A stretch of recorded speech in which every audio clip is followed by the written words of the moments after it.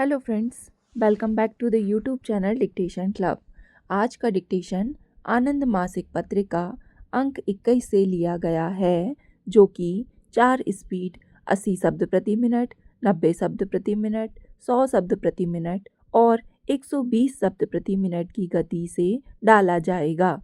इसको आप अपनी स्पीड के अनुसार चयन करके लिख सकते हैं। इसकी पीडीएफ आपको अलग से चाहिए तो नीचे डिस्क्रिप्शन बॉक्स से आप टेलीग्राम चैनल ज्वाइन कर लीजिए। वहाँ आपको इसकी लिंक पिंड मिल जाएगी। और आपको अगर डिक्टेशन पसंद आता है तो वीडियो को लाइक कर दीजिए और चैनल को सब्सक्राइब कर लीजिए। तो ज़्यादा समय ना लेते हुए डिक्टेशन स्टार्ट करते हैं 5 सेकंड के बाद।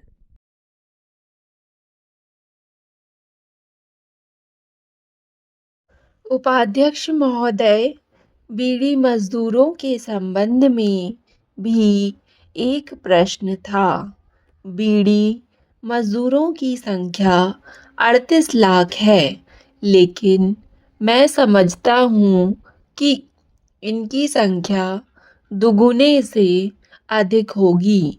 दुगुने से कम संख्या नहीं है। इनके संबंध में जो भी कानून बने हैं, उन कानूनों का पालन नहीं हो रहा है। उसका पालन करवाने की हम कोशिश करेंगे।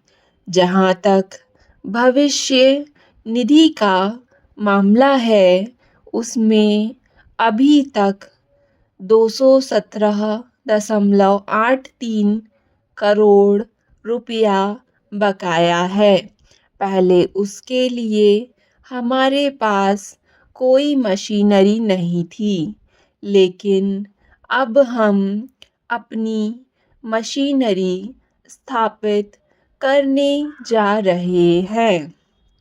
हमने कहा है कि 1 जुलाई से हम ऑपरेशन अभियान शुरू करेंगे और निश्चित रूप से कड़े कदम उठाएंगे।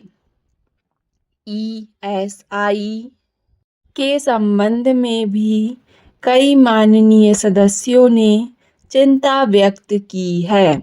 हम निश्चित रूप से उनको भी विश्वास दिलाते हैं कि हम ईएसआई के कार्य को भी देखेंगे, लेकिन जहाँ तक उसमें सुधार किया जा सकता है, उसके संबंध में हम उपाय करेंगे।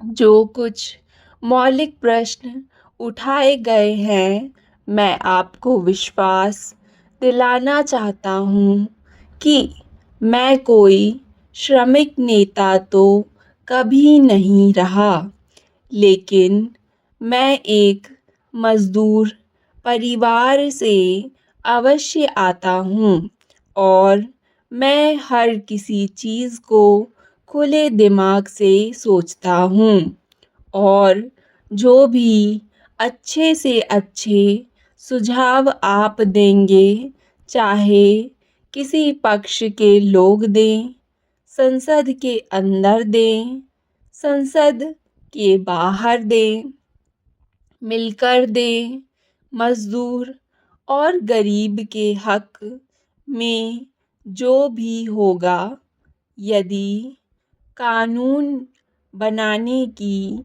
आवश्यकता होगी तो वह कानून बनाएंगे।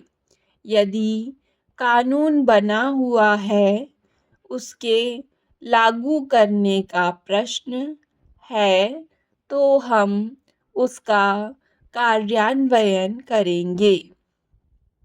बहुत सारी चीज़ें हैं जो हमारे अधिकार क्षेत्र से बाहर है। कुछ चीज़ें हैं जिनके बारे में हम कानून तो बना सकते हैं, लेकिन उनको लागू नहीं कर सकते। उसके लिए अलग एजेंसियां हैं, उनके लिए राज्य सरकार भी हैं। राज्यों में सभी तरह की सरकारें हैं।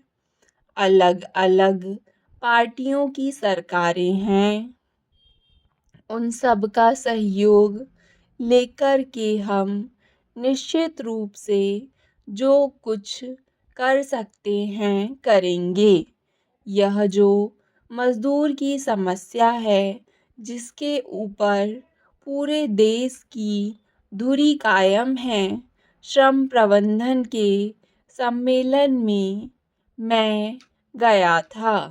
वहाँ हमने कहा था कि जब हम मज़दूर की बात करते हैं तो हमारी इच्छा यह नहीं है कि हम प्रबंधन को या देश की अर्थव्यवस्था को किसी खराबी में डालना चाहते हैं, बल्कि हम इस बात को लोगों के दिमाग से हटाना चाहते हैं कि मालिक और मज़दूर का संबंध गुलाम और राजा का संबंध नहीं है। मालिक और मज़दूर एक ही व्यवस्था के, एक ही गाड़ी के दो पहिए हैं और दोनों के बल पर ही इस देश का उद्योग धंधा खड़ा है। जब तक मालिक के दिमाग में यह बात रहेगी कि मज़दूर मेरा नौकर है और हम इससे अधिक काम लेंगे और इसे कम से कम पैसा देंगे, तो मैं नहीं समझता कि अर्थव्यवस्था आगे बढ़ेगी। उपाध्यक्ष महोदय, अर्थव्यवस्था को यदि हमें सुदृढ़ करना है, आगे बढ़ाना है, तो औद्योगिक विवाद अधिनियम को औद्योगिक संबंध अधिनियम में बदलना होगा। एक बात और है, हमारा जो ILC है, उसमें इस बात पर आम सहमति थी और उसमें इस बात की सिफारिश की गई थी कि वह जो पुराना औद्योगिक विवाद अधिनियम है, उसको तत्काल वापस लिया जाए। हम उसको वापस लेने की दिशा में कार्यवाही कर रहे हैं। हम उसको वापस लेने जा रहे हैं। नए बिल के लिए एक कमेटी बना दी गई है। यह कमेटी रामानुजम की अध्यक्षता में बनाई गई है और भी व्यापार संघों के प्रतिनिधि इसमें हैं। हमने इस कमेटी से कहा है कि 31 जुलाई तक यह अपनी रिपोर्ट दे दे। 31 जुलाई के बाद उस रिपोर्ट पर विचार करके हम एक नया विधेयक प्रस्तुत करेंगे, लेकिन जो पुराना विवादास्पद विधेयक है, उसको वापस लेने का निर्णय ले लिया है। उपाध्यक्ष महोदय, यह बात हमने आपके सामने रखी थी। इसके अलावा हमारे पास जो दूसरा मंत्रालय है, वह कल्याण मंत्रालय है।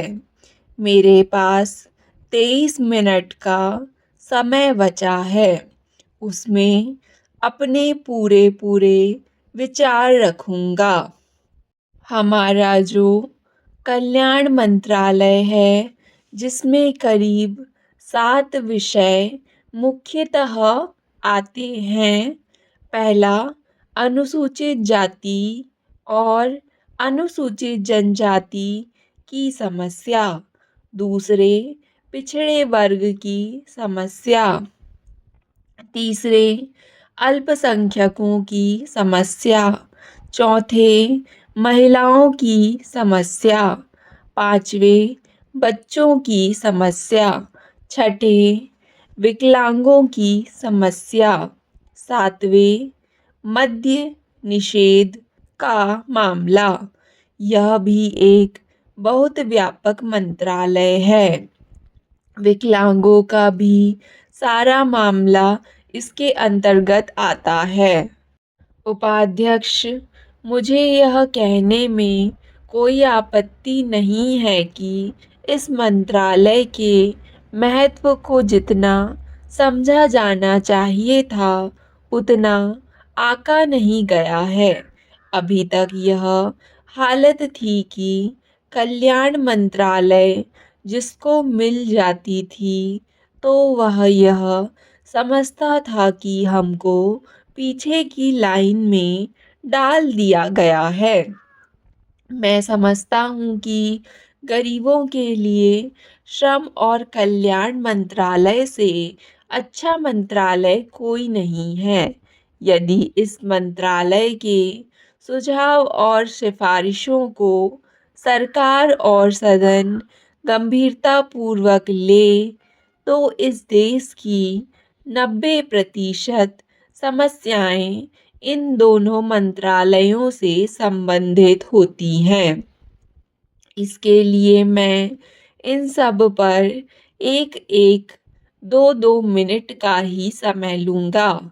मैं यह कह रहा था कि जहाँ तक आदिवासी, अनुसूचित जाति और जनजाति की स्थिति है, इसके लिए मैंने सुबह भी बतलाया था कि अनुसूचित जाति से भी भयंकर स्थिति अनुसूचित जनजाति की है। इसमें चाहे ज़मीन का मामला हो, चाहे रोजगार का मामला हो या उसके शोषण का मामला हो, जहाँ पर बड़े बड़े उद्योग धंधे लगाए जाते हैं, आदिवासी इलाकों में उद्योग धंधे लगाए जाते हैं, लेकिन आदिवासियों का उसमें कहीं प्रतिनिधित्व नहीं हो पाता है। तृतीय श्रेणी की बात तो आप छोड़िए, चतुर्थ श्रेणी की सेवाओं में भी उनका प्रतिनिधित्व नहीं होता है। उनकी जो ज़मीन ली जाती है, उस ज़मीन की क्षतिपूर्ति भी उनको नहीं मिलती है। स्टॉप। डिक्टेशन पसंद आए तो वीडियो को लाइक तथा चैनल को सब्सक्राइब ज़रूर करें। धन्यवाद।